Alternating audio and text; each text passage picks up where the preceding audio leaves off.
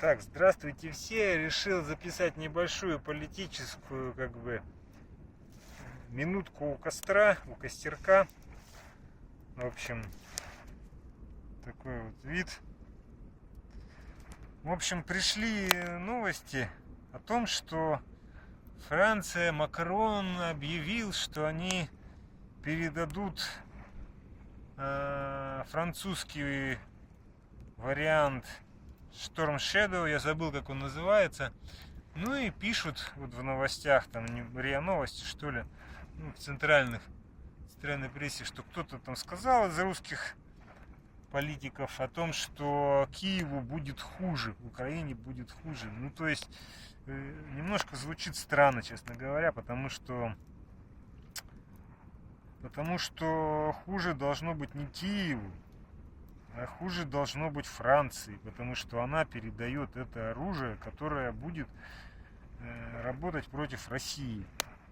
То есть, воевать с Францией мы не можем напрямую, просто само вот это заявление о Украине будет хуже. Ну, понятно же, что Запад не сильно-то считается с жизнями украинцев, вот этот вот глобалистский Запад, который там против России-то воюет.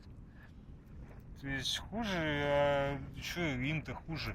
Французской армии нет, ну, официально, скажем так, на Украине. То есть, что они передают эти ракеты? Если бы как-то что-то началось во Франции, то есть как-то Россия могла что-то сделать против Франции, ну, не знаю, тоже как-то гибридно, через что-то, как-то навредить экономически Франции, военно-экономически лучше, например, в Африке или еще где-то. Ну, то есть надо что-то придумывать и наказывать потихонечку вот все эти вещи. А хуже Украине, ну, ей хуже уже не будет. Там уже на убой идут, посылают бедных этих украинцев. И ну, не знаю, ну просто вот по поводу посылки французских дальнобойных ракет